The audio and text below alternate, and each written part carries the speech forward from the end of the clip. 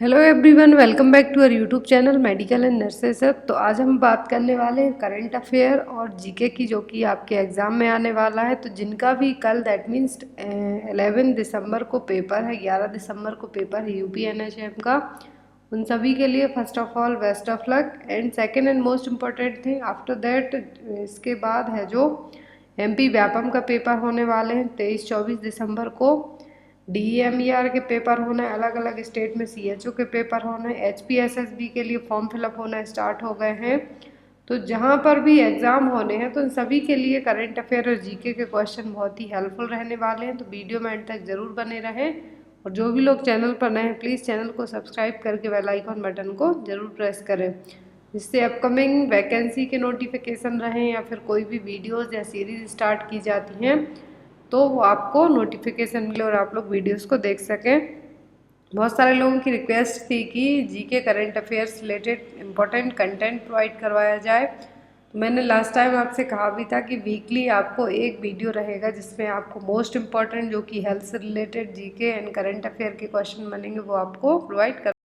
MP Vyapam के या फिर अलग अलग स्टेट वाइज CHO के पेपर लेना चाहते हैं तो आप डायरेक्ट मेरे व्हाट्सएप नंबर पर कांटेक्ट कर सकते हैं, वहां से आपको पूरे पेपर प्रोवाइड करवाए जाएंगे। बहुत ही मिनिमल चार्जेस में सभी पेपर आपको प्रोवाइड करवाए जाते हैं। बहुत सारे लोगों की रिक्वेस्ट थी, इसीलिए पेपर आपको अरेंज करवाए जा रहे हैं।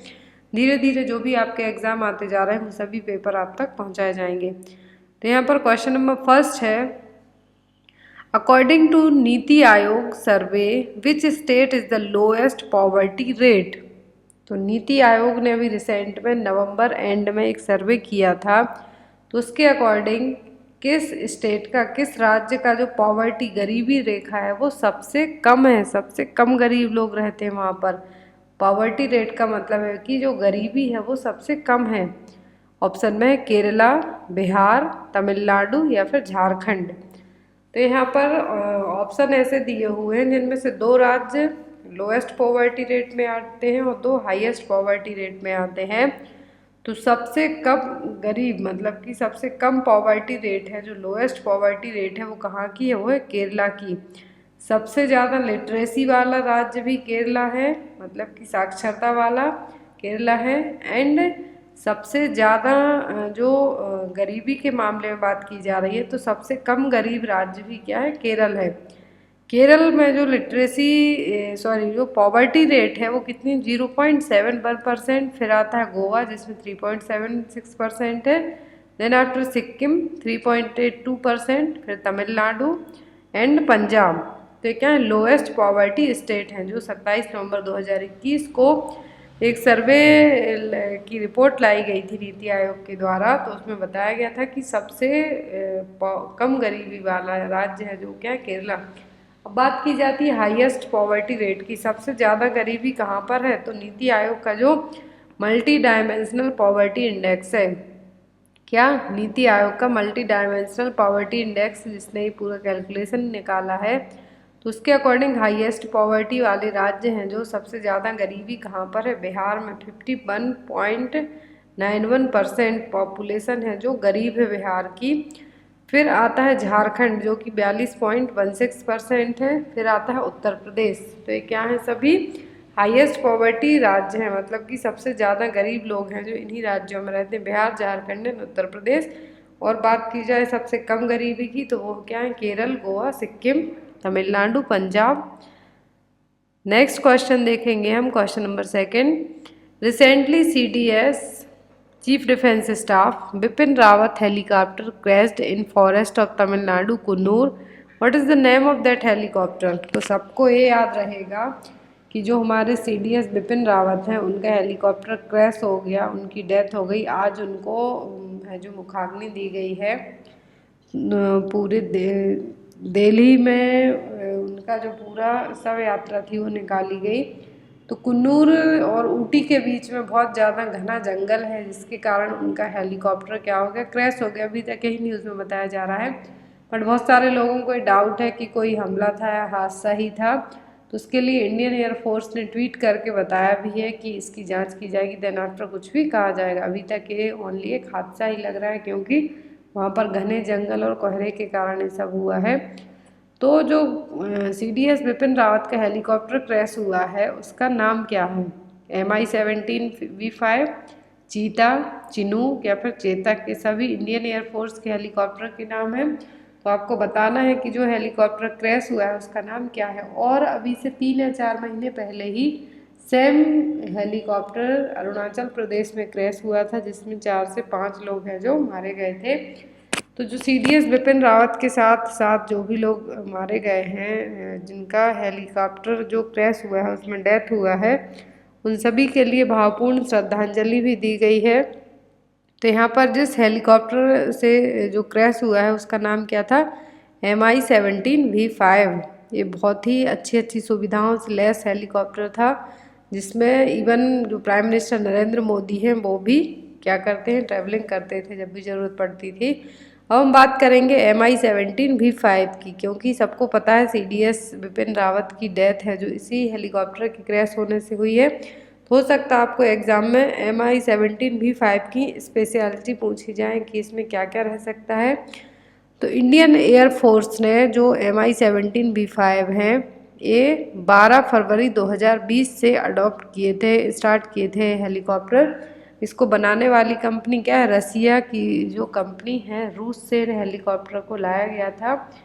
तो यहाँ पर याद रखना है जो रसिया मेड हेलीकॉप्टर थे, जो कि कजान हेलीकॉप्टर नाम की कंपनी ने प्रोड्यूस किए थे।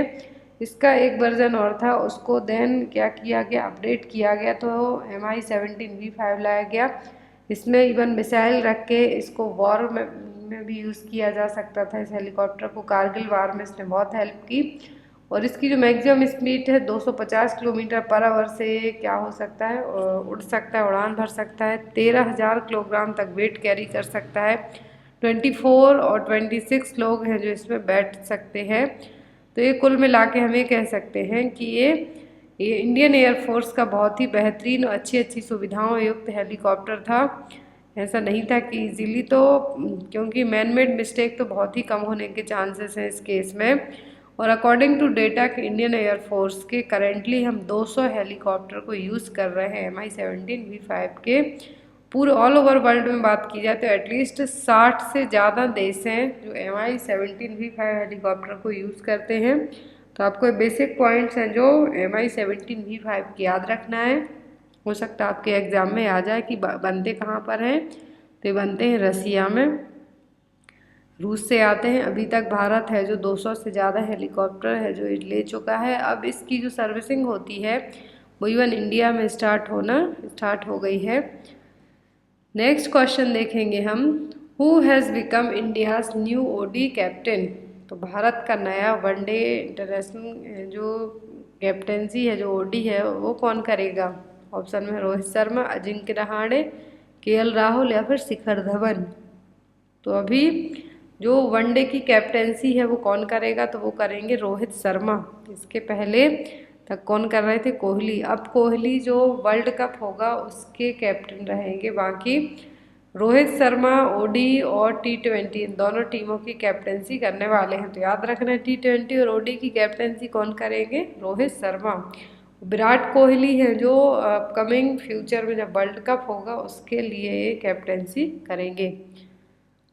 Next is, who was the most searched person on Google in India 2021। 2021 में सबसे ज़्यादा सर्च किए जाने वाले पर्सन कौन है इंडिया से? तो ऑप्शन में है नीरज चोपड़ा, आर्यन खान, शहनाज गिल या फिर एलन मस्क।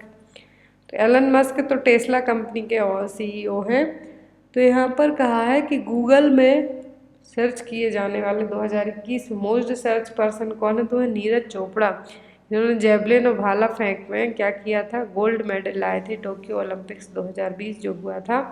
जेवलिन थ्रो में इनको इंडिया का पहला गोल्ड मेडल जीता था।